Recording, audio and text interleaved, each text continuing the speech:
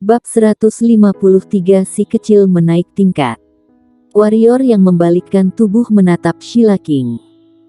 Wanita di hadapannya tetap mengenakan gaun putih panjang, membiarkan rambutnya berada di belakang kepala. Di kedua sisi dahi, terdiri rambut yang beterbangan, lekuk wajahnya yang terlihat sempurna, lekuk tubuhnya yang luar biasa, dan Sheila King yang terlihat tenang. Warrior yang bahkan merasa jantungnya berdetak sungguh cepat sekarang. Sedikit sulit melihat tatapan warrior yang, pandangan Sheila King pun tertuju ke arah jendela luar. Sheila King, apakah kamu masih mengingat di antara kita memiliki janji? Mendadak, warrior yang bertanya. Sheila King mengangguk. Aku berpikir, jika aku tidak mengikuti peringkat King Yun, apakah kamu akan memberiku satu kesempatan untuk mengejar dirimu? Atau, orang lain mengatakan sekte pedang berada di peringkat 3 besar, apakah kamu juga akan memberi kesempatan untuknya?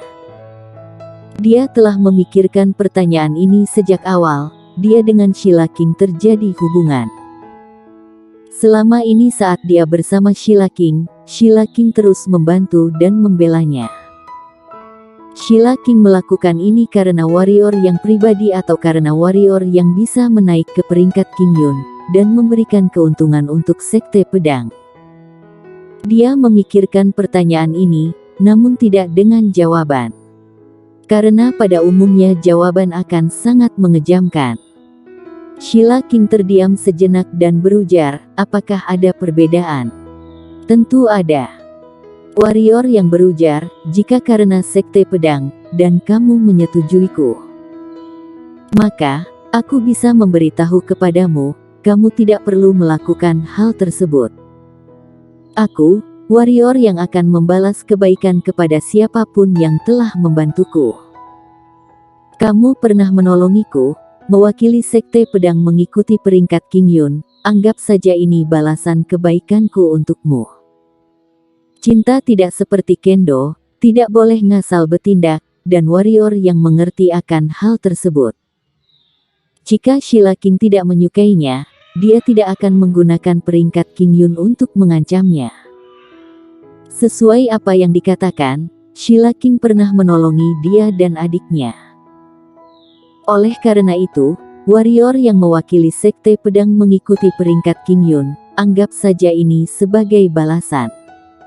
Sebenarnya warrior yang juga mengerti. Di dunia ini, jika seseorang tidak memiliki kemampuan, maka tidak ada orang yang akan menyukainya. Namun warrior yang tetap berharap Sheila King bisa membantu dirinya, dan menyetujui janji tersebut. Karena dirinya, melainkan bukan karena dia menaik ke peringkat King Yun. Namun, warrior yang juga merasa tidak percaya diri. Terdengar sedikit bertentangan, sebenarnya tidak. Jika Sheila King membantu dan menyetujui janji tersebut karena dirinya sebagai warrior yang, maka bisa membuktikan dia mempedulikan warrior yang. Namun jika berbeda, itu membuktikan jika ada seseorang bisa menaik ke peringkat King Yun, Sheila King juga bisa menyetujui permintaan warrior yang, bahkan yang lebih melewati batas. Warrior yang sangat mengerti satu poin, Sheila King sangat menganggap penting terhadap sekte pedang. Sheila King terdiam, begitupun dengan warrior yang, dua orang ini tengah menatap pandangan di luar.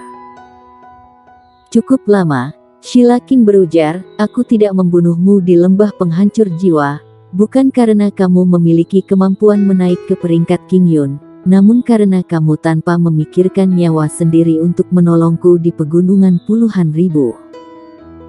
Aku menuju kota Anan menolongmu, karena kamu adalah murid sekte pedang, di waktu bersamaan juga ingin membalas budi karena sebelumnya kamu menolongiku.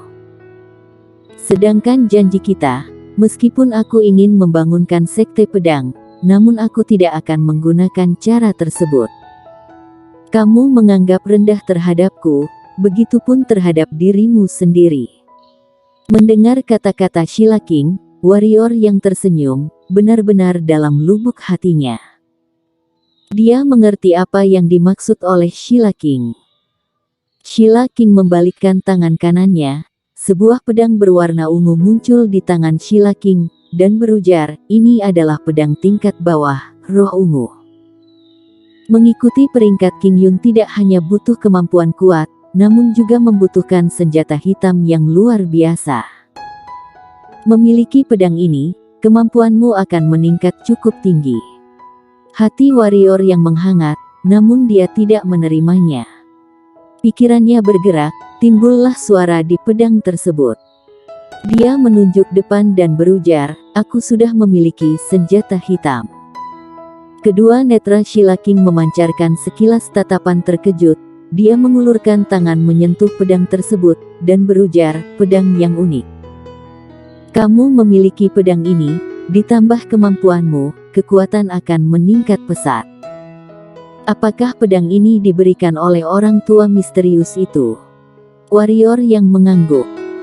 Sheila King menganggukkan kepala dengan pelan, lalu memberikan pedang di tangannya kepada warrior yang dan berujar, kamu bisa menganggap pedang ini sebagai kartu, bisa menggunakan untuk menyerang musuh di peringkat King Yun.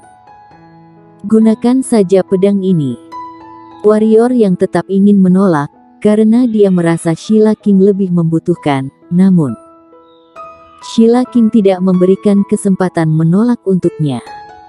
Dia langsung membalikkan tubuh, dan menuju ke arah pintu. Sheila King menghentikan langkahan kaki dan berujar, sebelumnya kamu mengatakan untuk menguasai sekte pedang, aku akan memikirkannya. Lagi, belakangan ini jangan meninggalkan sekte pedang. Usai berujar, dia pun langsung menghilang di pandangan warrior yang cukup lama menatap kepergian Sheila King. Warrior yang mengembalikan pandangannya menatap pedang yang berada di tangannya. Warrior yang merasa alasan Sheila King memberikan pedang ini bukan hanya alasan yang diberitahu oleh dia sebelumnya. Karena saat dia memberi, tatapan dia terlihat tidak biasa. Tidak lama, warrior yang menggelengkan kepala, tersenyum dan berujar, hanya sebuah pedang, benar-benar suka berpikir hal aneh. Di saat itu juga, muncullah cahaya berwarna ungu, dan macan tutul ungu pun muncul di hadapan warrior yang melihat kedatangan macan tutul ungu. Warrior yang pun segera menyimpan pedangnya, dan segera membawa macan tutul ungu menuju ke dalam dekapannya lalu berujar, sekarang kamu sudah berada di tingkat raja. Macan tutul ungu mengangguk, tatapannya terlihat bahagia. Apakah kamu merasakan perubahan di dirimu? Warrior yang bertanya dengan semangat. Macan tutul ungu mengerjapkan kedua netranya, lalu mengangkat tangannya, dan melayang tertuju ke meja batu yang terletak di kamar tengah. Di pandangan warrior yang terkejut, hanya melihat sebuah cahaya ungu berbentuk bulat muncul di depan macan tutul ungu. Detik selanjutnya, langsung terjatuh di meja batu tersebut. Peng! Terdengar suara yang besar, meja batu langsung berubah hancur. Warrior yang merasa sedikit sulit mempercayai. Astaga, apa yang dilihat olehnya? Apakah cahaya ungu bocah ini terlalu cepat, atau langsung mengabaikan ruangan? Cahaya putih melewat sekilas, dan Siska Yin muncul. Melihat macan tutul ungu, tatapan Siska Yin memancarkan sekilas tatapan ketakutan dan berujar, benar-benar mengabaikan ruangan, dia masih sangat kecil sudah menguasai jurus tiada ruang. Mengabaikan ruangan. Jurus tiada ruang. Warrior yang tidak mengerti.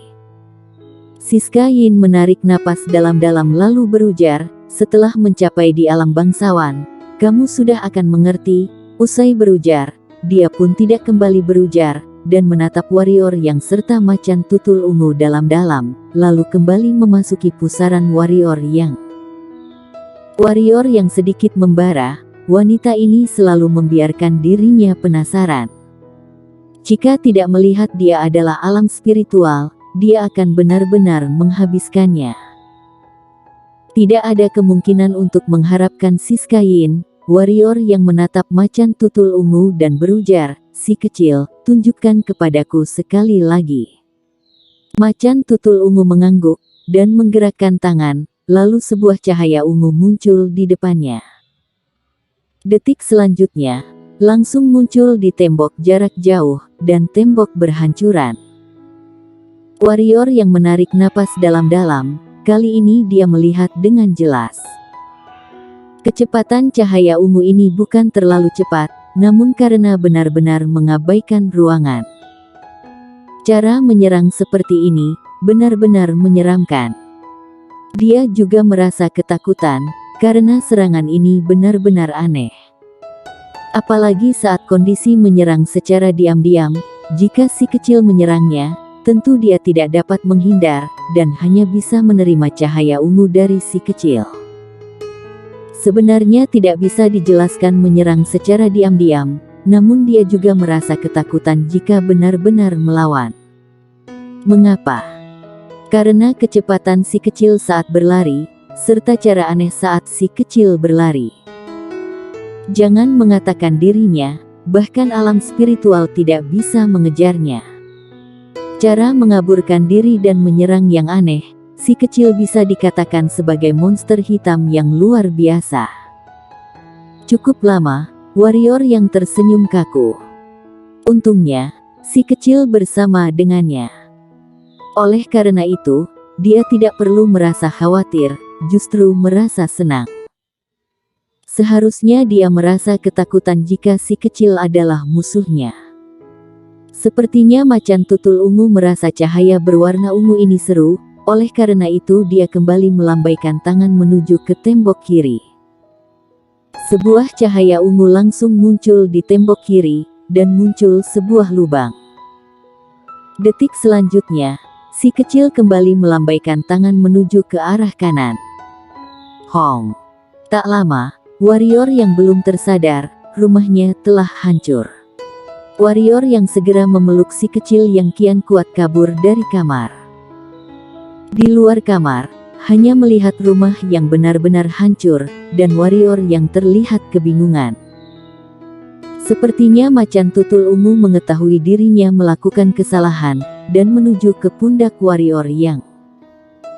Dia terus menggunakan kepalanya menggosok wajah warrior yang, seperti berusaha membaiki warrior yang. Bersambung.